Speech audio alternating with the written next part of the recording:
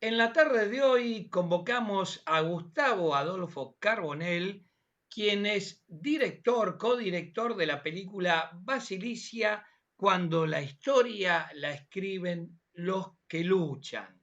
Esta producción fue realizada junto a Gastón Gularte, y bueno, lo vamos a presentar a Gustavo para charlar sobre esta película que todavía no ha sido estrenada en nuestro país, si bien ya tiene galardones internacionales, eso también vamos a hablar con Gustavo. Buenas tardes, Gustavo, ¿cómo anda todo?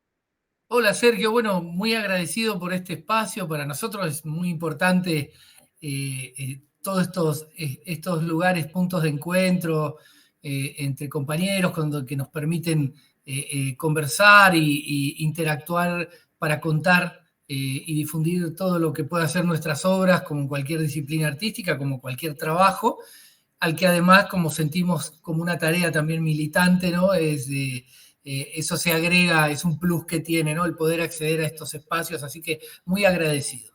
Bueno, vamos a presentarte ya con los trabajos que has realizado en el campo audiovisual, es decir, todo el camino que has realizado a través de la actividad de cineasta, de productor audiovisual en cuanto a la actividad más nueva, digamos, porque si bien yo también esto es de puño y letra, como su nombre lo indica, desde la gráfica y demoré muchos años en incorporarme a esta red de Internet, bueno, venido del gran imperio del norte, con las cuestiones, como siempre ocurre en la humanidad, que las cuestiones militares disparan otras cosas, pero Sí, bueno, digamos, hay que utilizar las herramientas que tenemos y con esto llegamos al mundo, no solamente a la ciudad de sí. Rosario, de donde emitimos esto, ni a la provincia de Santa Fe o el resto del país, sino que llegamos a un montón de países. Entonces, hay que reconocer esto y hay que utilizarlo.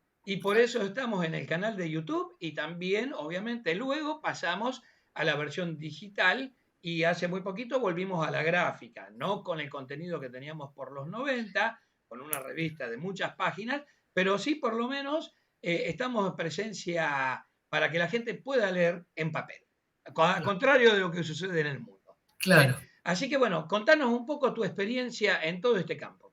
Bueno, esto es muy importante lo que decías recién porque yo siempre digo que todas estas herramientas, inclusive el desembarco con furia prácticamente en los últimos días, tiempos, meses, por decirlo en tiempos históricos, de la inteligencia artificial también que se suma a todo esto de la conectividad de hace ya un par de décadas, son un medio, ¿no? No un fin. Unas herramientas que nos tienen que ayudar a nosotros para que ese mundo que se achicó y que contra eso no podemos, digamos, negarnos, que sirvan como para que por lo menos podamos justamente acercarnos un poco más y yo digo democratizar un poco también, ¿no? Dentro de las medidas de las posibilidades, ahí estará nuestra militancia digital también. Así que es muy importante lo que decía, estoy de acuerdo. Es un medio, no un fin, ¿no? Así Y es, así es. Yo tenía el mismo planteo cuando sacaba la revista con otra gente allegada a la cuestión publicitaria y demás. No, hay que ir a internet porque yo planteaba lo que ocurrió. No todo el mundo tiene, aún hoy, y la pandemia dejó eso muy en claro, los medios económicos disponibles para tener este tipo de claro. Bueno, conectividad y justamente, ¿no? y de Arranqué tecnología. diciendo, claro, claro, de acuerdo, arranqué diciendo eso porque, para contestarte ya así con propiedad lo que me preguntabas sobre, digamos, un poco qué fui haciendo, cómo me inicié en esto, es que estás hablando, yo tengo 55 años, empecé a trabajar a los 18 en la profesión como tal, quizás desde la adolescencia con alguna experiencia ya más en radio. Yo me crié en el Alto Paraná de Misiones, en la zona alto paranaense, muy cerca de Puerto Iguazú, en un pueblo que se llama Puerto Esperanza. Viví casi siempre en la Tierra Colorada, aunque yo nací en Rosario, justamente. Ah, Pero Rosarito, llegué, sí, pero llegué de muy pequeño. Yo exportado. exactamente, llegué muy pequeño, de gurí, ya, digamos, me crié ahí. Es mi, el lugar donde que uno elige también, ¿no? Y mi cultura, mi idiosincrasia es mucho más del noreste argentino, Así digamos, te ¿no? voy a decir una de las cosas, no conozco muchas provincias, varias, pero te digo que Misiones es especial, llegué hasta Posadas, no llegué hasta Sí, las cataratas y sí. realmente una tierra hermosa, Y obvio. tiene la particularidad también de haber sido, bueno, un territorio federal, ¿no? Hasta que se provincializó. Es una provincia, se podría decir en términos históricos, muy reciente, provincial como tal, ¿no? Eh, pero recibió mucha inmigración, más los paisanos, digamos, la unidad guaraní, digamos, el pueblo originario de la región, más el criollo. O sea, fue digamos, por ahí dicen un crisol de razas, no sé si está bien ese término, se usaba antes, hoy por ahí se puede replantear, pero la idea se entiende, digamos, un lugar muy diverso, de mucha diversidad Misiones, ¿no? Porque ha recibido inmigración a gran escala, que después vamos a hablar de eso justamente porque tiene que ver. Exacto, con el tema de la película que Sí, justamente así muestra es. esto, ¿no? Así es. Bueno, para decirte, digamos, yo me inicio a los 18 años ya viviendo en Posadas, en un proyecto que en su momento fue muy de avanzada, por lo que proponía apenas regresa a la democracia, se crea en Misiones un, un organismo, un ente autárquico en la provincia que se llama Sistema Provincial de Teleeducación y Desarrollo, SIPTED, que fue declarado inclusive de interés especial por la UNESCO. La idea era hacer teleeducación, es decir, no por televisión, sino por a distancia, es decir, llegar a las áreas rurales de la provincia, a los barrios más alejados, era otro, ¿no? Estamos hablando de los años 80, entre 80 y 90, que se inició el proyecto, a través de lo que en ese momento no se hablaba de Internet, obviamente, las conectividades eran de otras formas, era la TV abierta, el video VHS, llevándolo al lugar a través del extensionismo de clubes teleeducativos comunitarios y la radio. Y la radio, fundamentalmente para las áreas rurales, ¿no? Yo empiezo haciendo radio cuando recién entré, a los 18 años, como te decía, un programa rural que se llamaba El Ayutorio, iba por la M muy temprano, se grababa inclusive, iba muy, muy temprano para el horario en el que realmente se levantan, ¿no? Los productores minifundistas, que es de los que está hecho fundamentalmente la familia rural misionera. Y se hacía con el INTA, ¿no? Entonces había educación técnico-agrícola, pero también cosas de la cotidianidad. Eh, Eso es como para contar un poco de qué se trataba. Obviamente, había un área de producción que ya tendía a hacer cosas productos de muy buena calidad, producciones de muy buena calidad en el audiovisual de la época. Por supuesto, una época analógica, ¿no? Entonces, yo decía lo de mi edad porque digo, por mi generación, a mí me tocó atravesar de forma casi en términos históricos vertiginosa eh, una carrera, como decía, vertiginosa, meteórica, en los cambios tecnológicos. Es decir, en la escuela de cine yo llegué a tocar el celuloide, a hacer mi cortometraje de práctica en cine como tal tangible, llegué a trabajar, yo viví 15 años en Colombia, llegué a trabajar en películas tangibles también, de celuloide, de cine, ¿no? Eh, Hasta que empezó a aparecer, obviamente, un énfasis en la mejora de la calidad en ese momento de lo electrónico, el analógico electrónico. Después ese híbrido entre analógico Claro, y fue digital, mutante. hasta desembarcar en el digital definitivamente. Hoy es impensable que no trabajar con, digamos, o sea, no trabajar con lo digital, 100%, de punta a punta, pero hasta llegar a eso tuvimos varios cambios.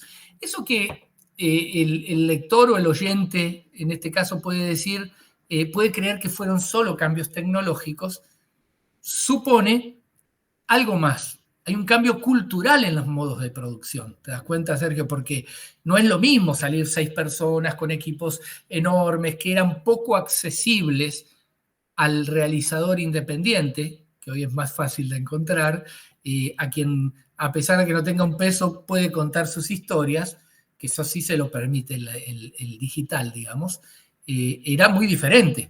Entonces, esos cambios tecnológicos nos hicieron a nosotros readecuarnos, ¿no? Es decir, lo que antes cabía en una habitación, un estudio de postproducción de sonido, lleno de aparatos enormes, cintas, hoy tenemos todo en esta computadora por la que estoy hablando yo, donde edito mis producciones y tengo infinitas pistas de audio para montar, puedo editar una película sin ningún inconveniente, puedo grabar con cámaras que caben en la palma de mi mano, ¿no? Sí, sí, mucha Obviamente diferencia. con distintas opciones y obviamente siempre. Así que el énfasis tiene que estar siempre, decimos nosotros, yo hago mucho hincapié en eso, ¿no? En qué contamos el contenido, no tanto la cuestión, bueno, y las formas narrativas, por supuesto, pero no obnubilarnos tanto por la tecnología. La tecnología ya está, desembarcó, de acuerdo a nuestras capacidades podemos llegar a conseguir un cierto tipo de tecnología más avanzada o no, pero siempre tenemos la posibilidad de producir, digamos, de alguna forma, ¿no? Muy Entonces, bien. ahí está la cuestión. Me tocó eso, ¿no? Hasta llegar a la actualidad. En ese camino me dediqué a varias cuestiones que tienen que ver con los distintos géneros del audiovisual, pero fundamentalmente, además de hacer también ficción, me gusta narrar en el género documental, porque es una caja de herramientas. Decía Guerín, un realizador español, que el documental es eso, es una caja de herramientas, ¿no? Donde tenemos todo disponible. Nosotros tenemos que saber qué combinar, qué utilizar para narrar. Entonces, ahí llego a la actualidad de trabajar fundamentalmente el documental como elemento narrativo, ¿no? Justamente a esto iba ya al respecto a la convocatoria de la charla entrevista de hoy, que es esta película, cómo surge, porque le vamos a contar a los oyentes que vamos a hacer una miniserie de 2 o 3 entrevistas, porque es un tema muy profundo todo esto, y en el día de hoy vamos a hacer la introducción. ¿Cómo llegan, o cómo llega en este caso, si la idea original fue conversada con con otros sectores de lo audiovisual, con investigadores históricos? Es decir, cómo surge la posibilidad de esta película de docuficción, porque hay de todo en el film. Yo la he visto gracias a la gentileza de la productora para poder realizar justamente esta entrevista, así que realmente es muy atrapante. Bueno, muchas gracias por los conceptos y por la pregunta también que dispara eh, una explicación bien concreta al respecto, ¿no? Habíamos dicho que Misiones es una provincia que pasa a ser territorio, que era territorio provincial, que pasa a ser provincia hace prácticamente 70 años, no más que eso, y por lo tanto estaba bajo, digamos, la órbita como de delegados federales, ¿no? Entonces ubiquémonos desde los años 30 que empiezan las oleadas inmigratorias, pero también la gran crisis, no todo era un lecho de rosas, y además bajo gobiernos, obviamente, como década infame, gobiernos conservadores, se pensaba en otro modelo de Argentina que no incluía a estos inmigrantes que llegaban eh, con los problemas de Europa, pero con la tierra garantizada, aunque sea pequeña, pero con la tierra garantizada para su familia, con la obligación de, en este caso, para quienes iban al territorio de Misiones o alrededores o esa región, algunos se quedaban en áreas urbanas, eran otro tipo de inmigrantes que se quedaban en áreas más urbanas, ¿no? Los obreros industriales, o fueron para otros lugares del país. Los que fueron a ese lugar fueron porque el propio Estado los estaba invitando, otorgándole desde lo fiscal las tierras, ¿no? La obligación era plantar yerba mate. Esa era la obligación que se tenía. El arreglo que había era ese. Ahora, claro, en esa plena crisis, esta multiplicidad que llegaron bielorrusos, ucranianos, que no era Ucrania en ese momento realmente, la Polonia, bueno, hay que entender, ¿no?, toda la El mapa geopolítica, de... cómo se dio de esa época a ahora. Hoy hay países que no existen como tal, por el reordenamiento, inclusive mucho más cercano al tema de la desaparición de la Unión Soviética como tal, bueno, el campo socialista, entonces cambiaron algunos países. Sin embargo, en ese momento, bueno, era muy diverso, ¿no? El tipo de inmigrante que llegaban a esa región. El problema se dio cuando en ese juego de intereses con Brasil, la yerba mate se cae de precio, cae. La yerba mate y muchos otros productos, ¿verdad? Pero la yerba mate era porque era lo esencial, lo que se le pedía al colono inmigrante que con su familia plantara, ¿no? Además es un cultivo más largo, anual, o sea, hasta que dé ganancias es todo un ciclo, ¿no? Más largo. Entonces, en ese juego de intereses, Brasil empieza a enviar yerba mate y mata el mercado, digamos, el mercado de Argentina. En ese juego de intereses, que podrá haber sido muy bueno para la especulación y para los grandes, digamos, importadores-exportadores, para el productor le significó la ruina, ¿no? Claro, Entonces, sí.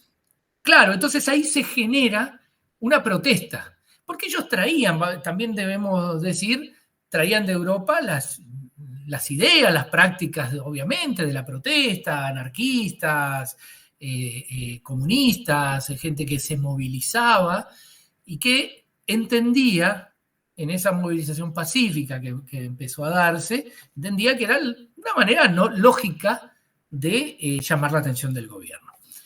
En el año 1936, en la ciudad de Oberá, hoy ciudad de Oberá, en ese momento era un área rural con un casco urbano muy pequeñito, se produce una movilización porque debido al hartazgo de las familias rurales, no daban más, se juntan, hacen asambleas, varias asambleas, y deciden marchar al casco urbano de Oberá.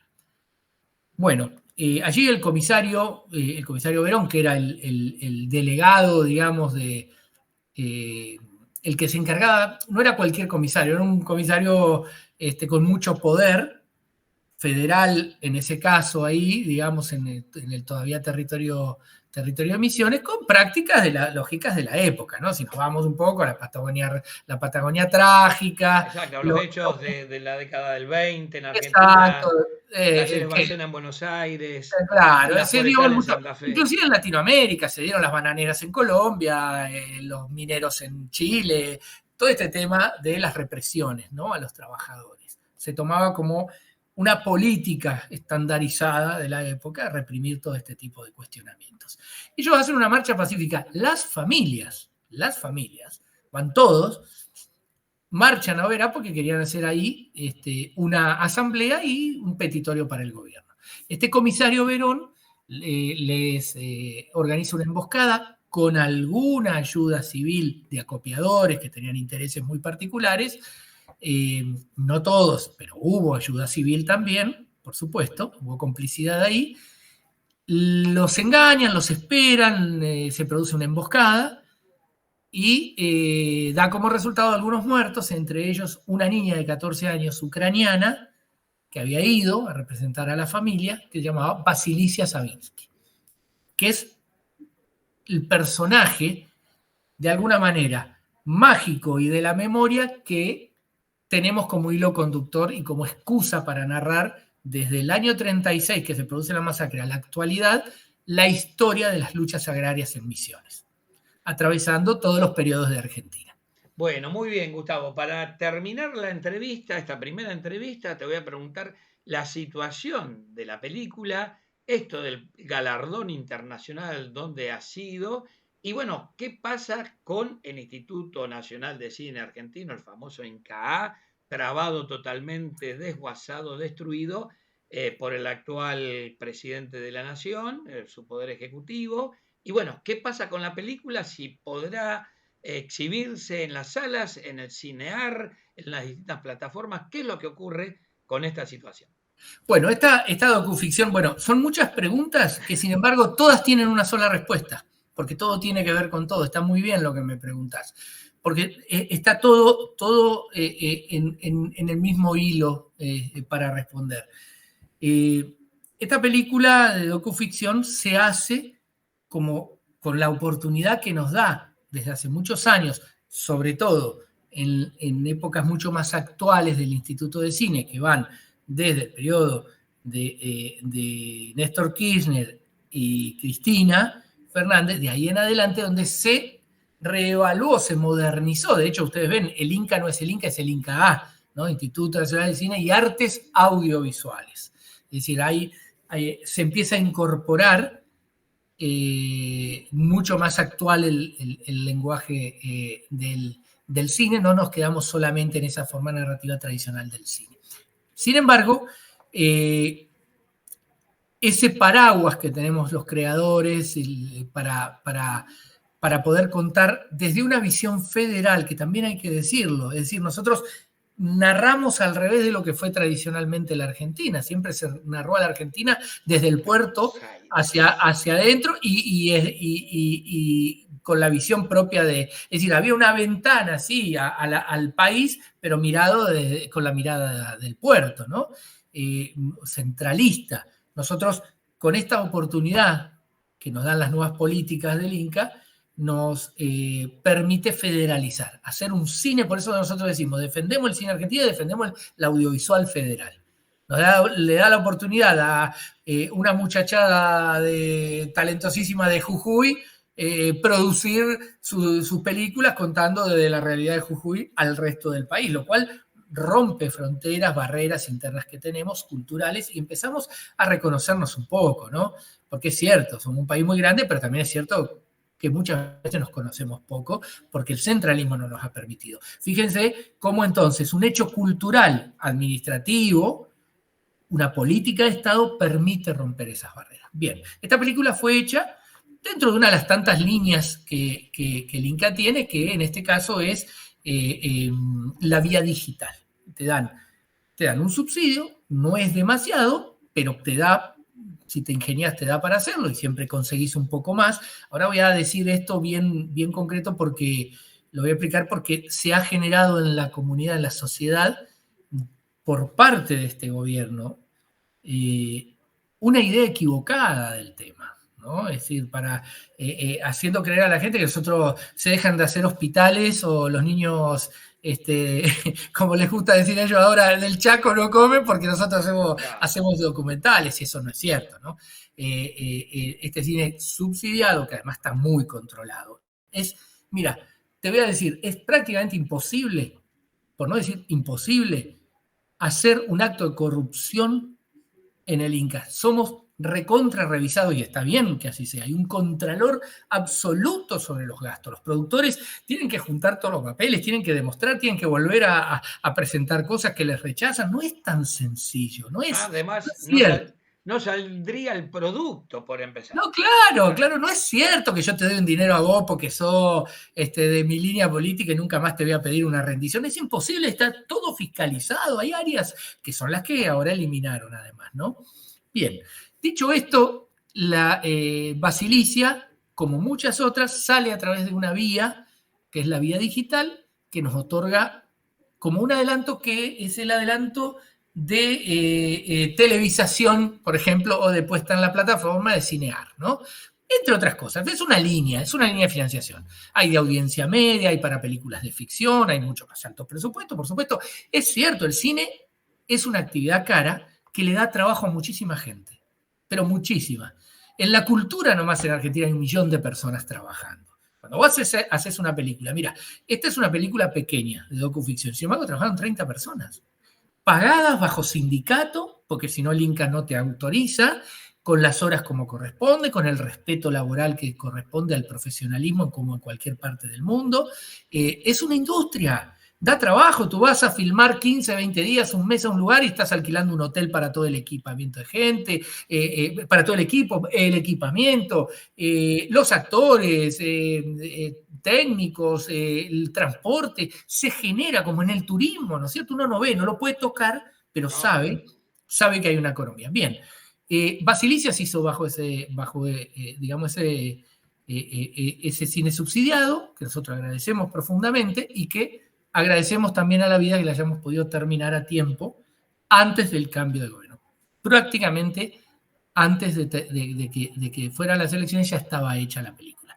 Ahora, no es tan simple como terminar la película y vos ya salís con la película. Por eso digo que hay muchos controles que está bien que así sean. Nosotros estamos de acuerdo. Participamos todos los sectores, del mundo de audiovisual, de distintas áreas, distintas profesiones del audiovisual, participamos en el INCA. Nosotros en el consejo, nuestros representantes, están los de los documentales, están los de los directores, la ficción, los actores, los sindicatos, tenemos 2 sindicatos con los que tenemos que trabajar, que es el SICA, tradicional Sindicato de la Industria Cinematográfica Argentina, y el SAT, que es el Sindicato Argentino de Televisión, ahora SATSide, porque se modernizó con los nuevos formatos digitales y todo. Pero podemos trabajar con uno u otro, es decir, no es tan simple eso.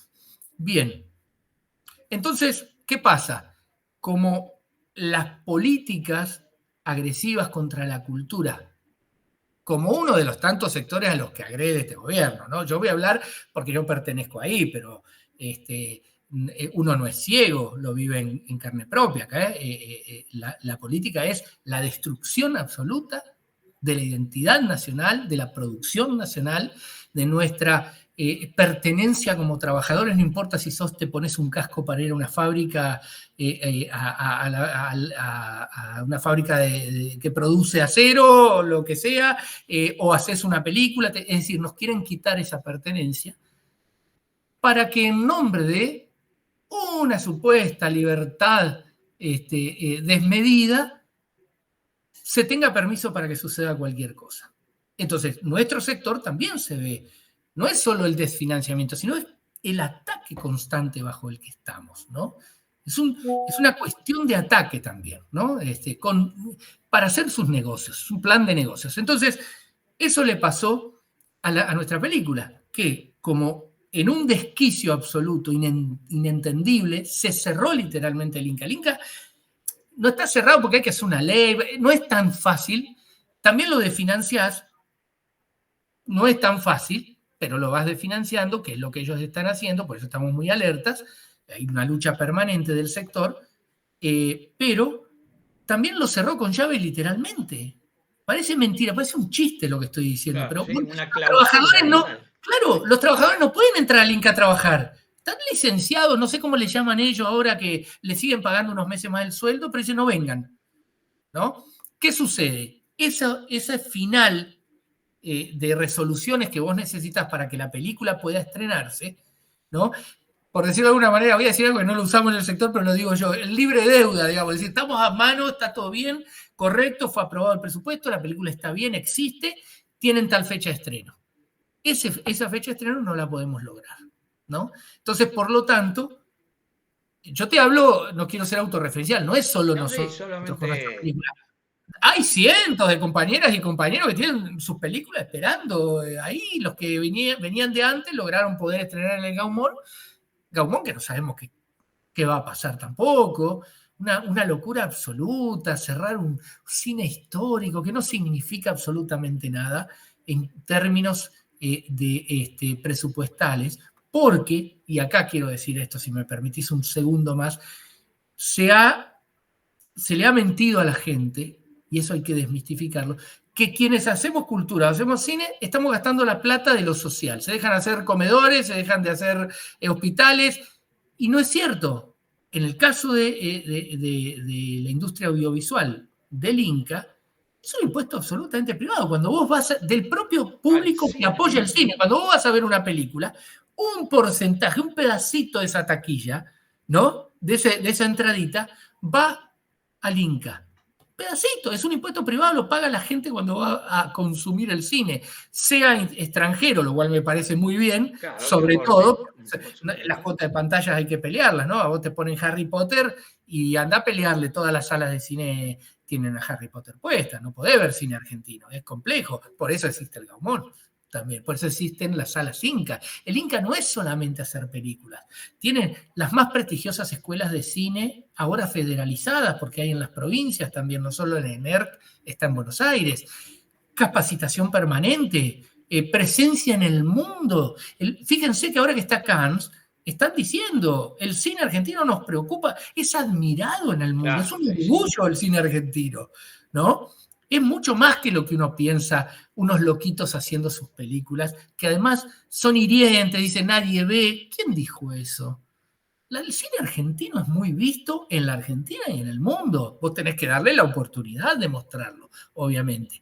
Entonces, no le quitamos la comida a ningún niño, el vaso de leche a ningún niño, no se deja hacer un hospital, no se deja de hacer una escuela, porque viene un impuesto privado. Además de eso, viene también de un impuesto a la publicidad privada en los canales privados, un porcentaje también, y se estaba peleando, ahora la lucha va a ser doble, pero porque se acumuló, pero se estaba peleando porque las plataformas internacionales, Sí, esas que sí. usamos cualquiera de nosotros, Netflix, Amazon, Exactamente. que se llevan, porque eso está en dólares, a vos Netflix no te cobra en pesos, te cobra los $15, $17 en dólares, se llevan los dólares, que dejen algo en el país, porque si no, no están tributando, ¿no? Y nosotros Así es. hay una fuga ahí. Bien, si eso se hubiera logrado, mira, se hacen 200 producciones audiovisuales por año se hacían en la Argentina, ¿no? Hasta estas medidas desquiciadas.